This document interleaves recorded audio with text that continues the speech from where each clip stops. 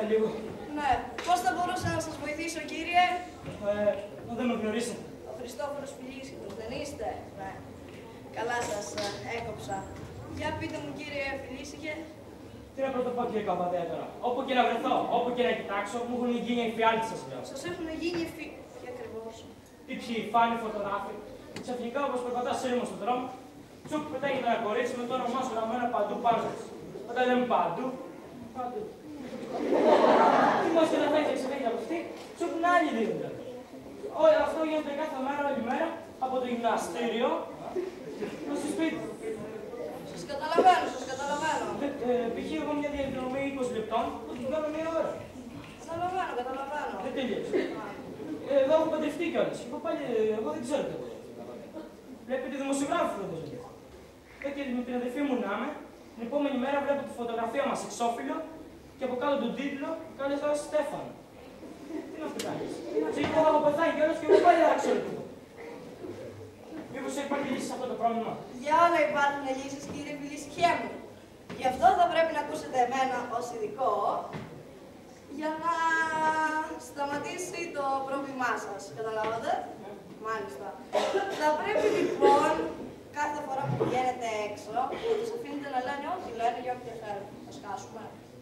Δεν θα σκάσουμε. Και βρε παιδί μου, σταμάτα να δίνεις σημασία στα περιοδικά και σε αυτά που γράφουν, γιατί αλλιώς θα το δείτε. Και το άγχος οδηγεί σε κατάθλιψη, που η κατάθλιψη είναι αρρώστια και μπορεί να πεθάνετε. Και με τις αλμάστρες που πετάγω τον Γι' αυτό δώσε εσύ λύση. Τι είμαι εγώ. Σκέψου λίγο. Ευχαριστώ πάρα πολύ. Τίποτα. Αυτό που ευλογημένος. Θα πάρω το άλλο. Εσείς να είστε ευλογημένος. Ευχαριστώ για τη συνεργασία μας. Επίσης. Γεια σας. Να ξαναπεράσετε.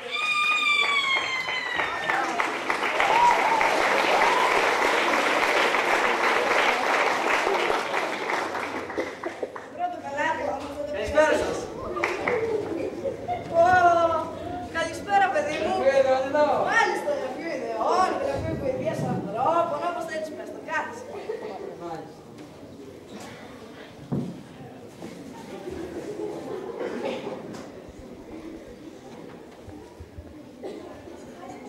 Λοιπόν, Μάλιστα, σ' ακούω. εμένα με βλέπετε, με λένε Αριστοτέλη Παντονόστη και πηγαίνω στην τρίτη γυμνασίου του Μουσικού Σχολείου Αγρινίου.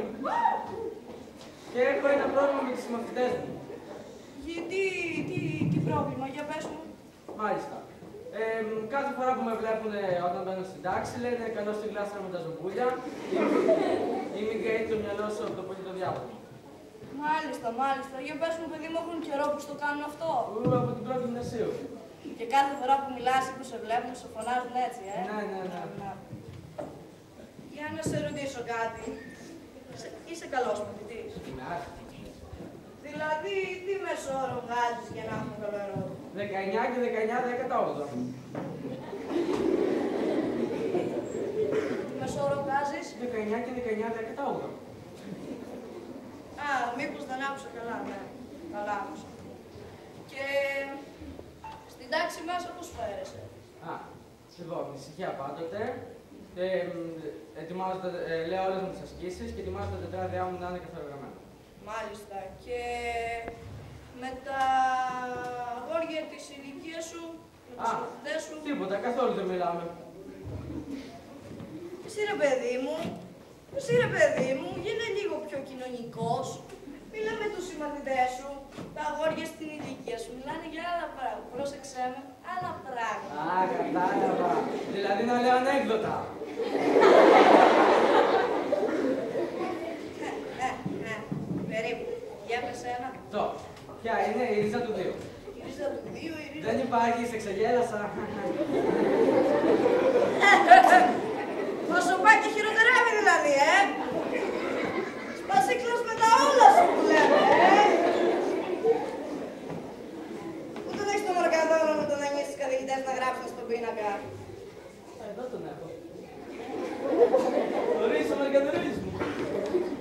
Σκούλιμε. Σπασίκλος με τα όλα σου που λέμε.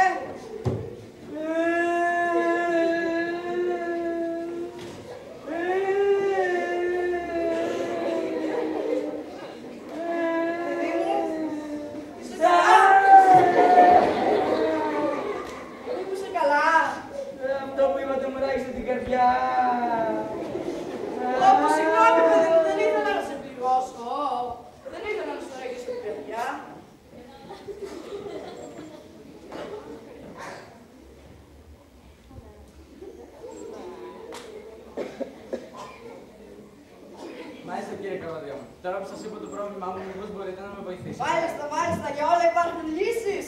Αν έρθεις βέβαια στο σωστό άτομο, το οποίο είμαι εγώ. Ναι, θα μπορούσες να κάνω... όχι.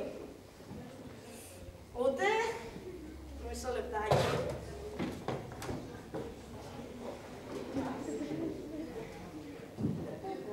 Είναι σκόνη, ρε παιδί μου.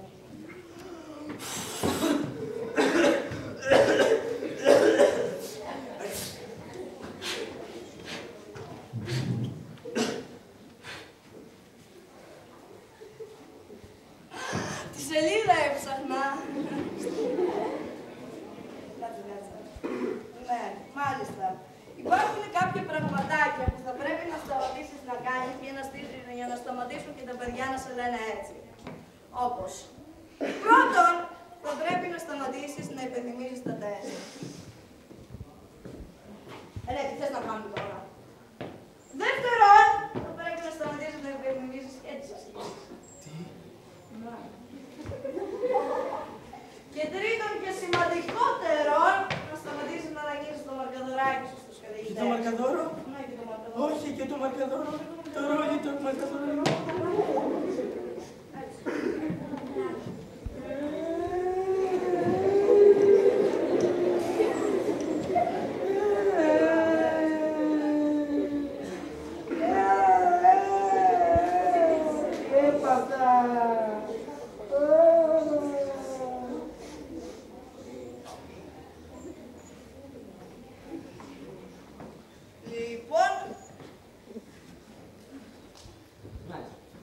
Ναι, κύριε Καπαδέμου, θα τα κάνω αυτό που μου έκανε. Ωραία, ωραία, βρέμα παιδί μου, είμαι περήφανος για σένα.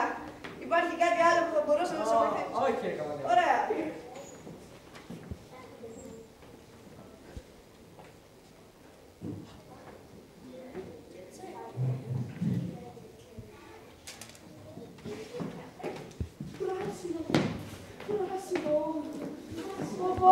Παιδί μου, να είσαι καλά.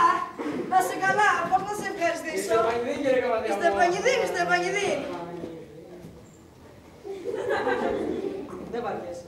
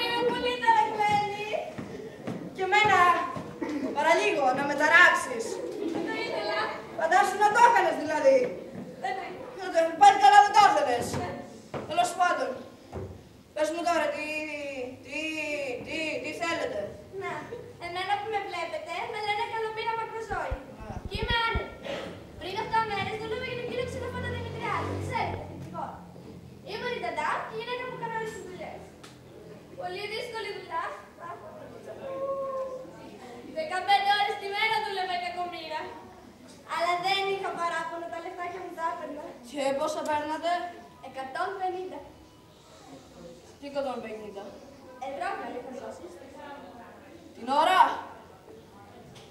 Όχι, το μήνα. Είπα κι εγώ τι γίνεται. Εσείς οι παραδουλεύτερες χρυσοπληρώνεστε κι εμείς, οι επιστήμονες άνθρωποι, να μην παίρνουμε ούτε τα μισά. Εσείς οι παραδουλεύτερες. Πώς είπατε? Συνεχίστε. Ναι, συνεχίζει. Να, εμένα που με βλέπετε, ήρθα εδώ για το γιώτα μου. Ξέρετε, έχει τελειώσει να κροθάφτη στο χρυσό μου. Μάλιστα. Δεν το λέτε τόση ώρα. Αφού πήρε από τη μάνα του. Ναι, από ποιον θα πάρετε, πάρε από εσάς. Μη καλέτε κινήσεις, σταματήστε. Μάλιστα. Και να σας ρωτήσω, υπάρχει κι άλλο παιδί στην οικογένεια? Ναι, πάει τρίτη δημοτικού να χρυσούλη μου. Και αυτός είναι κροθάφτης? Φυσικά, όλη η οικογένεια. Καημένο. Είπατε κάτι?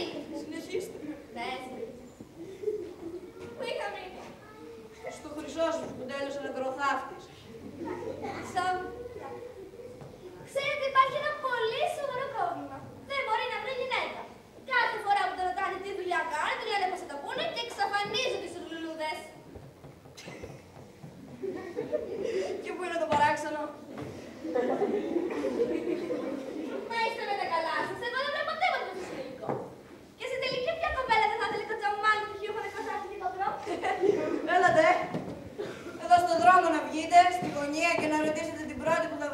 άντρα θέλει, νεκροθάφτη θα σας πει.